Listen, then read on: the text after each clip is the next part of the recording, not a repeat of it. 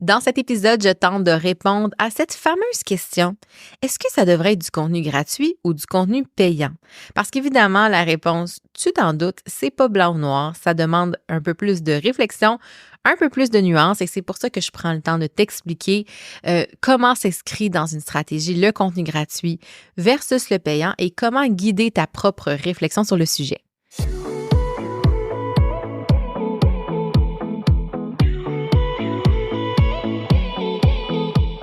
180 degrés, c'est l'amplitude de notre champ visuel lorsqu'on regarde vers l'avant. Mon nom est Mélanie Allé, je suis stratège en marketing web et fondatrice de Synapse Marketing. 180 degrés est un podcast pour t'aider à prendre de la hauteur dans ton entreprise. En solo ou avec un invité, je t'y partage des réflexions entrepreneuriales, des conseils marketing ainsi que mes meilleurs outils pour créer une entreprise au service de ta vie rêvée. Bienvenue sur le podcast 180 degrés.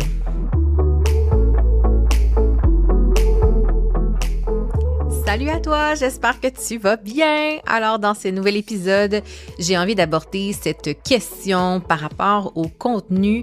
Est-ce que c'est du contenu gratuit ou c'est du contenu payant? Parce que c'est une question qui revient souvent avec des clientes, avec des entrepreneurs qui me posent la question. Mais ça, penses-tu que ce serait du contenu gratuit ou ça serait mieux de le vendre? Est-ce que je peux vendre ça? Donc, tu vois le genre de réflexion que ça amène de se poser la question entre ce qui est de l'ordre du gratuit, donc les fameux freebies, aimants clients, outils gratuits, il y a plusieurs noms aussi dans l'industrie, versus ce qui est payant, donc ce qui va devenir finalement un produit. Donc, peu importe la forme. Je vais essayer de faire un petit peu la lumière là-dessus, de donner des pistes de réflexion parce qu'évidemment, ce n'est pas blanc ou noir. Il n'y a pas une règle ultime qui définit si un contenu doit être payant ou gratuit, évidemment. C'est vraiment par rapport à ta stratégie, par rapport à toutes sortes d'éléments que je vais discuter dans cet épisode. Alors, d'abord, la première chose que j'ai envie d'aborder par rapport à cette question-là, c'est que quand je me suis lancée comme entrepreneur en 2019, je me souviens d'une règle qui était assez établie, répandue comme message dans l'industrie. On disait que ce qui est gratuit, c'est le quoi, donc c'est l'information. Et ce qui devient payant, c'est le comment, donc l'espèce de marche à suivre ou l'application, le détail. Puis quand je dis le quoi, ça peut être aussi le pourquoi. Exemple, tu sais, pourquoi avoir une infolettre en 2024, c'est incroyable. Et ce qui devient payant, c'est le comment, justement, lancer une infolettre, par exemple. Cette règle-là a fait un bout de chemin et ça faisait du sens au début. Je pense que ça faisait du sens au moment où j'ai entendu ce conseil-là. C'est ce qui a d'ailleurs guidé la plupart des outils gratuits ou des choses que j'ai fait. Mais maintenant, c'est devenu beaucoup plus sophistiqué par rapport à la mécanique. Parce qu'évidemment, le contenu gratuit prend plusieurs formes et ce que je peux dire dans un freebie, par exemple, dans un outil gratuit, un PDF comme on voyait avant, c'est du contenu que je peux facilement aussi livrer sur des podcasts, sur des articles de blog. Donc, ils vont être largement partagés et qui sont aujourd'hui déjà largement partagés. Donc, est-ce qu'il y a une valeur aujourd'hui à télécharger un PDF qui va inclure tous les conseils que je peux déjà lire sur Internet, sur des blogs ou écouter dans des podcasts? Est-ce que vraiment ça mérite que je laisse mon adresse courriel? Je pense pas. Dépendamment, bien sûr, du marché dans lequel on se trouve, à quel point il y a de la concurrence, à quel point l'information elle est disponible. Tout ça, c'est des choses à prendre en compte, évidemment, que je vais aborder avec toi dans l'épisode. Mais ce que je veux dire, c'est que cette règle-là, du fameux quoi ou pourquoi versus le comment, c'est pas une règle absolue qui fonctionne dans plusieurs industries aujourd'hui. Donc, si tu as gardé ça en tête pour guider ton contenu gratuit versus payant, c'est peut-être le temps d'écouter cet épisode jusqu'au bout pour avoir un petit peu plus d'eau au moulin dans ta réflexion de qu'est-ce qui est gratuit, qu'est-ce qui est payant. Donc, par exemple, du contenu gratuit, là-dedans, j'inclus pas juste les outils gratuits qu'on télécharge en échange d'un courriel. Tu sais, ça, c'est vraiment un des des aspects du contenu gratuit qu'on peut faire. Ce que tu écoutes en ce moment comme podcast, c'est du contenu gratuit. Donc, je discute avec toi de plein de sujets. Avec toi, en fait, je parle de toi qui écoutes, mais malheureusement, je ne peux pas t'entendre me répondre. Mais par exemple, des podcasts, des blogs, même des publications sur les réseaux sociaux, ça rentre dans le contenu gratuit. Tu peux donner beaucoup, beaucoup de valeur en faisant une vidéo sur Instagram, sur TikTok, sur Facebook ou même juste une publication écrite. Il y a de la valeur dans ce type de contenu-là qui est aussi gratuit. L'infolettre, c'est du contenu gratuit. On compte aussi, dans le fond, les freebies qui sont téléchargeables, comme je te disais, en échange d'une adresse courriel, comme par exemple les e-books, les masterclass, les challenges, les bootcamps, les podcasts privés aussi. On a vu ça, les sommets, les événements virtuels. Bref, la liste est très, très longue. Et cette façon de créer du contenu, d'investir du temps, de l'argent, des ressources pour créer du contenu qui est gratuit, bien, ça sert à quoi? Ça sert vraiment dans une optique d'inbound marketing, de marketing d'attraction. C'est de dire, je vais mettre à disponibilité tout ce savoir, ces conseils-là que j'ai, et dans l'optique d'avoir une stratégie autour qui va faire en sorte d'attirer des clients à moi plutôt que d'avoir à aller vers les clients potentiels dans une stratégie plus outbound qu'on va parler. Par exemple, la prospection, les fameux cold call, cold email. Donc, tu sais, il y a plusieurs façons de faire de la prospection, puis c'est pas que c'est mauvais, mais dans une optique où on fait du marketing plus inbound, plus d'attraction, marketing de contenu. Il y a plusieurs termes que tu peux entendre sur le sujet. Bien, le contenu gratuit est au cœur de cette stratégie-là. Donc, il faut en faire si on veut avoir accès à cet effet-là d'attraction et de inbound, que les gens viennent à nous. Bien, c'est en découvrant notre savoir, en découvrant nos connaissances, la façon dont on diffuse l'information, notre personnalité, nos offres, ben c'est comme ça qu'ils vont venir finalement cogner à notre porte. Donc, le contenu gratuit, super important dans, disons, ma philosophie, ma façon d'aborder le marketing, évidemment. Donc, si tu me suis, c'est probablement que ça t'interpelle et que c'est l'approche que tu as décidé aussi d'entreprendre. Maintenant, c'est quoi, dans le fond, du contenu payant à partir du moment où on a défini ce qui était gratuit? Bien, là, pour moi, le contenu payant, ça devient en fait un produit. Que ce soit un produit, tu sais, numérique ou digital, vendre ses connaissances dans un format, donc un produit d'information, bien, c'est là où ça devient un contenu payant. Là-dedans, je parle des formations en ligne, des memberships, que ce soit des templates, des e-books, parce qu'on peut vendre aussi des e-books. Tu sais, il peut être gratuit, mais il peut être aussi payant, dépendamment de la stratégie. Et ce que ça apporte comme produit payant, bien, c'est de vraiment avoir une solution qui est assez concrète ou qui va proposer une transformation à notre client. Donc, il y a un enjeu X, eh bien, ton contenu payant règle directement cet enjeu-là et va être le produit que tu vends, donc la finalité. En opposition, ce qui est contenu gratuit, son objectif, c'est pas, c'est pas de faire rouler ta business au niveau des ventes directement. Ce qu'on va essayer de faire avec le contenu gratuit, c'est agrandir son audience, d'avoir justement à chercher un petit peu plus d'adresses courriel, d'abonnés sur d'abonner à sa liste courriel, d'attirer plus de gens sur nos plateformes de réseaux sociaux, avoir plus de gens qui écoutent le podcast, plus de visiteurs sur un blog. Et tout ça, évidemment, ce qu'on veut, en bout de ligne, là, ce qu'on veut, c'est d'attirer les bons clients, d'avoir plus de clients dans certains cas. Mais le contenu gratuit sert d'abord à nous faire voir à un plus grand nombre de personnes. Et là, toute cette question-là qui est soulevée par justement les entrepreneurs que j'accompagne, c'est oui, mais ce e-book-là que j'ai créé, est-ce que je peux le vendre ou est-ce que je le mets en outil gratuit disponible? Parce que c'est un peu ça, là, au final. Je pense que tu comprends bien la différence entre ce qui est gratuit et ce qui est payant, puis à quoi sert le gratuit si tu me connais puis si tu me suis, ben, tu sais, c'est pas la première fois que j'en parle. En fait, ce qu'il faut se demander, c'est quoi le chemin naturel, le fameux parcours client qu'on propose et c'est quoi essentiellement qu'on veut vendre. Parce que agrandir son audience en ne sachant pas c'est quoi la finalité, ce sera quoi la proposition, c'est pas évident,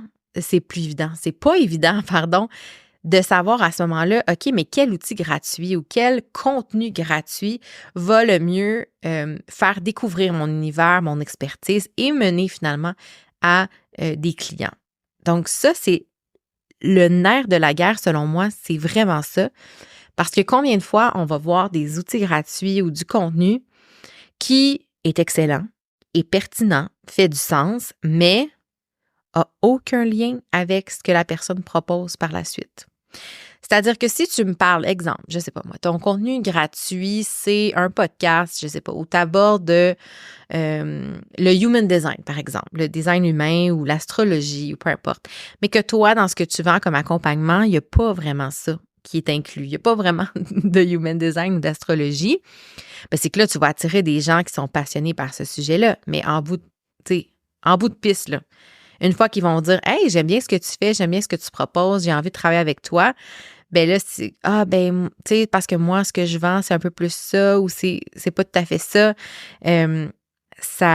Ça nous amène finalement des gens qui sont pas tant qualifiés pour ce qu'on a à offrir, qui, oui, vont profiter de notre contenu gratuit, qui vont contribuer à augmenter notre notoriété sur ce sujet-là, mais ça ne se traduit pas nécessairement en client, en vente.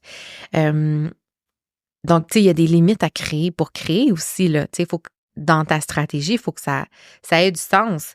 Et c'est un peu ça la grande réflexion. Donc, tu sais, dans l'optique où je te donne un exemple du monde du coaching, par exemple. Ça, c'est, je dirais, l'industrie qui est peut-être, j'ai envie de dire, la plus difficile pour établir cette ligne-là entre le gratuit ou qu'est-ce qui est le meilleur contenu gratuit plutôt. Parce que du coaching, hein, il n'y a pas de plan de match préétabli. Tu sais, du vrai coaching, là, c'est pas d'amener les gens à faire un protocole en 10 étapes, étape 1, 2, 3, 4, 5. C'est pas comme ça. Le coaching, ça va vraiment venir de chaque individu. Coaché va avoir ses propres enjeux, ses propres prises de conscience et le coach n'est pas là pour donner des réponses. Hein? C'est un peu comme un psychologue, si on veut. Donc, qu'est-ce que ça pourrait être comme contenu gratuit, sachant que ta clientèle n'a pas nécessairement tous les mêmes enjeux? Après ça, il y a des points qui se rejoignent, surtout quand on décide de se nicher par rapport à certaines choses, des enjeux justement un petit peu plus clairs. Mais qu'est-ce qu'on donne à ce moment-là? Quel serait le premier petit pas pour découvrir ton univers et qui donne envie d'en savoir plus ou plutôt de travailler avec toi? Ça, c'est la grande, grande question qui est à brainstormer quand on veut trouver le meilleur contenu gratuit pour servir notre stratégie. Alors, bien évidemment, ce qu'on veut, c'est être capable d'amener les gens à comprendre la valeur de ce qu'on a à proposer. Maintenant, comment le faire? Hein? Ça, c'est un autre débat. Et est-ce que de rendre disponibles toutes ces connaissances de manière un petit peu éparpillée, mais sans relier ensemble, c'est la bonne voie? Ça s'est vu souvent là, comme outil gratuit, d'avoir une espèce de un paquet, une liste d'informations interminable sur qu'est-ce que tu devrais faire, mais sans que ce soit personnalisé ou organisé de manière à ce que ce soit vraiment applicable. Je pense que là, c'est de se demander est-ce que ça sert la clientèle que j'ai envie d'attirer dans mon univers. Donc, c'est tout ça qui est assez complexe, je trouve, dans la discussion de la réflexion par rapport à ce qui devrait être gratuit et ce qui devrait être payant. Il y a aussi un autre aspect à ça, c'est tout ce qui a trait à la rétention de l'information. Tu sais, des fois, il y a des gens qui disent « Ah, mais là, je ne peux pas tout donner ça comme information parce que sinon, je vais tout leur donner puis ils ne viendront plus me voir après. » Eh bien, sais-tu quoi? C'est faux. Tu pourrais dire dans ton contenu, mettons qu'on parle de quelqu'un qui parle de finances et d'argent, tu pourrais donner tous tes meilleurs conseils financiers en contenu gratuit, mais les gens ont encore besoin d'aide. C'est pas vrai. Il y a peut-être, oui, des gens qui vont être capables de s'organiser avec tous les articles de blog que tu vas remis en ligne ou tous les épisodes de podcast, mais la majorité des gens veulent faire affaire avec des vrais humains pour l'appliquer. Et c'est là que ton expertise est requise parce qu'au final, les conseils financiers, pour la plupart, là, vont tous être disponibles sur Internet. Là. Quelqu'un qui a vraiment beaucoup de temps à investir, à faire leur propre recherche, va être capable probablement d'apprendre ce que tu as appris. T'sais. Mais de l'appliquer, c'est autre chose. Donc, c'est là où ton service devient primordial, puis c'est ça qui ne t'enlèvera pas de la valeur. Donc, à force de vouloir garder finalement toute l'information pour toi, en disant que plus t'en donnes, moins les gens vont venir vers toi parce qu'ils vont être capables de se débrouiller tout seuls, ben c'est que là, il y a comme un problème de conception de à quoi, comment je pourrais dire, à quoi ça sert finalement de faire affaire avec toi. Donc, essentiellement, si je veux conclure cette grande et épineuse question, le contenu gratuit et le contenu payant, comment on délimite ça? Ben la grande réponse, c'est ça dépend. Puis ça, c'est ma réponse préférée parce qu'elle est pleine de nuances, comme tu as pu voir. Puis une des choses que j'expliquais récemment à une cliente, c'est justement que ton gratuit, ben c'est peut-être mon payant et vice-versa. Donc, il n'y a pas de loi universelle, mais c'est de savoir qu'est-ce que j'ai à proposer par la suite et quel serait le format idéal ou les informations que j'aurais à divulguer qui permettrait aux bonnes personnes de se sentir interpellées et qui encouragerait un mouvement de plus, un petit pas de plus vers soi pour engendrer justement cette prise de conscience par rapport à mon besoin puis comment je peux être aidée. Donc, je reprends l'exemple de la finance. Si je sais, par exemple, en contenu gratuit, tout ce que j'ai à faire pour bien gérer mes finances, bien là, j'ai en main toutes les pépites, tous les conseils incroyables pour dire, OK, ben moi, là, ça, j'ai le goût de le mettre en application. Maintenant, j'ai besoin de quelqu'un qui m'aide à le faire parce que là, c'est beaucoup d'informations puis je veux l'implémenter de la bonne façon. Donc, je sais maintenant qui appeler parce que je sais qui m'a fourni ces informations-là et qui a pris le temps d'expliquer, de vulgariser.